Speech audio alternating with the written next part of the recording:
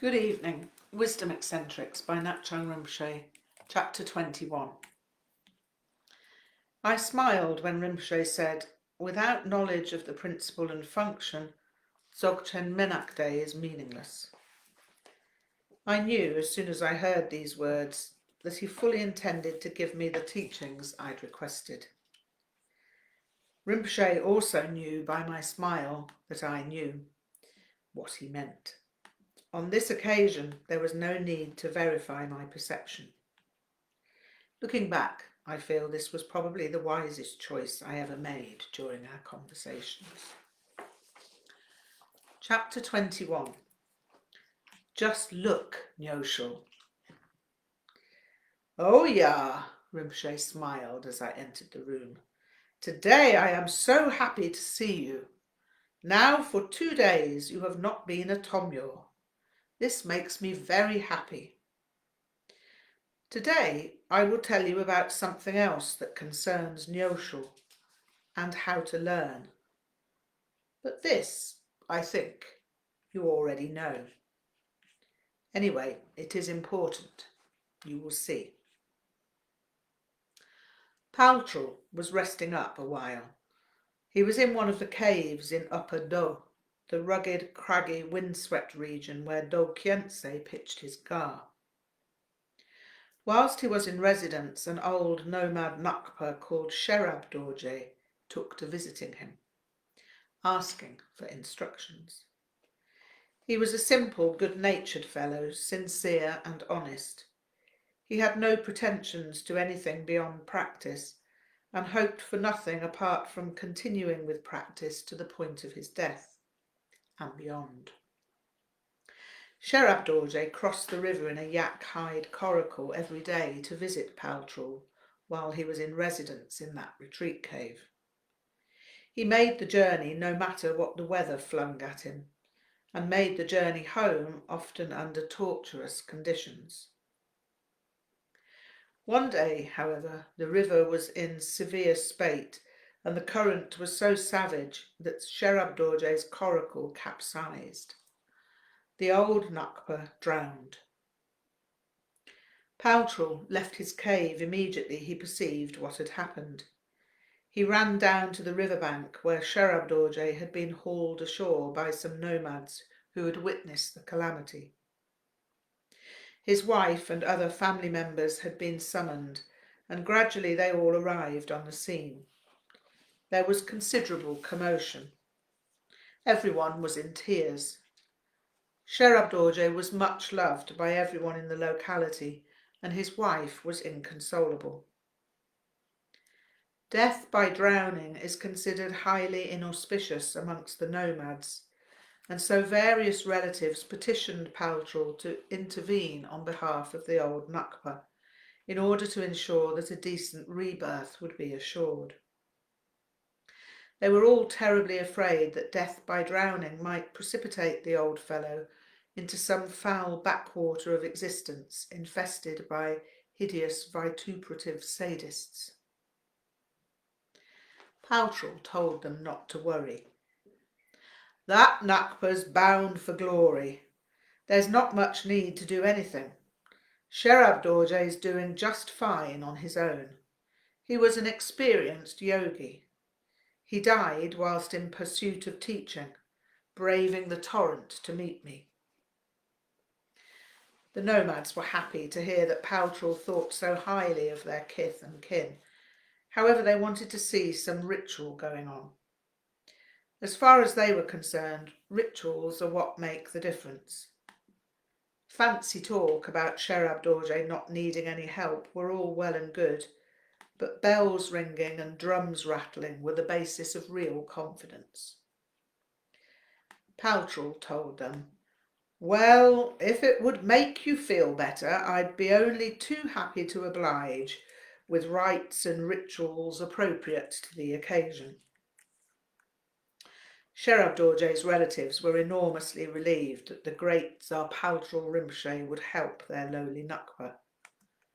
They sat waiting for the liturgical formalities to commence. They wanted to make sure that something was going to be chanted. Palchul sat down with Nyoshul on the high bank of the river at the foot of the rise that led to the caves. His other disciples were also there, having gathered from the various caves that pocked the mountainside in clusters below their Lama's hermitage. They'd followed Palchul down to the river, being aware that something momentous was afoot. Palchul instructed them as to the nature of the rituals they were to perform together, and his disciples set about making their preparations, whilst Palchul sat and stared at the sky. Once everything was organised, the yogis began to perform poa and bardo recitations. All was proceeding in a traditional manner, and the nomads were well pleased that Chhi'méd Dorje was getting everything that was conventional and proper. Before they'd got much further than the dissolution of the elements, however, Palchul started laughing quietly to himself. After some further moments, he became so amused by the whole business that he quit recitation altogether. He let his disciples continue on their own, being careful not to be observed in his mirth by Chhi'méd Dorje's relatives. Nyoshul, however, took it all in and was more than a little bewildered. He leaned over toward his teacher. "What amuses you, Rinpoche?" Palchul just pointed at the sky. Nyoshul looked up but couldn't see anything much. He didn't really know what he was supposed to be looking for, so proceeded to scan the horizon for some clue. There was obviously something out there somewhere. Palchul observed him for a while. Nyoshul was looking for something, as if it were hidden, as if it was something very difficult to see. He nudged Nyoshul gently and indicated the sky again. "Just look," but this time with a broad sweep of his hand. Nyoshul renewed his efforts to see something, but only succeeded in becoming more tense. "I'm sorry, Rinpoche, I don't see anything." Palchul chuckled all the more. "Just look, Nyoshul," he whispered, indicating the broad expanse of sky, but this time using both hands. Nyoshul looked again and attempted simply to be present with his vision and the visual field. He could barely detect it, but yes, it was raining, a very fine thin drizzle, a mere mist.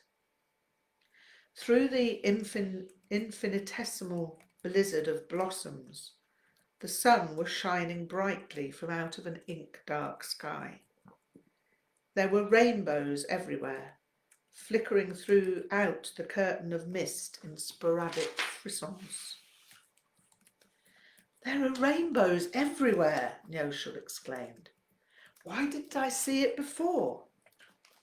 He was entranced by the glimmering colours that came and went, appearing in swirling pools of colour before his eyes. Gazing into the drizzle was gazing into a dazzling sphere of tigles. "Is that why you are laughing, Rinpoche?" Palchul put his hand on Nyoshul's shoulder in a kindly way. "No," he replied softly, but this was also a cause for amusement. Nyoshul looked bewildered. "See these people?" said Palchul. "Chhi'méd Dorje's wife and these relatives of his." Nyoshul looked as if he might see something unusual about them, but they looked like a fairly typical collection of nomads. "What is unusual about them?" Nyoshul asked. "They're very sad, aren't they, Nyoshul?" "Yes," was the obvious reply, and it was duly given.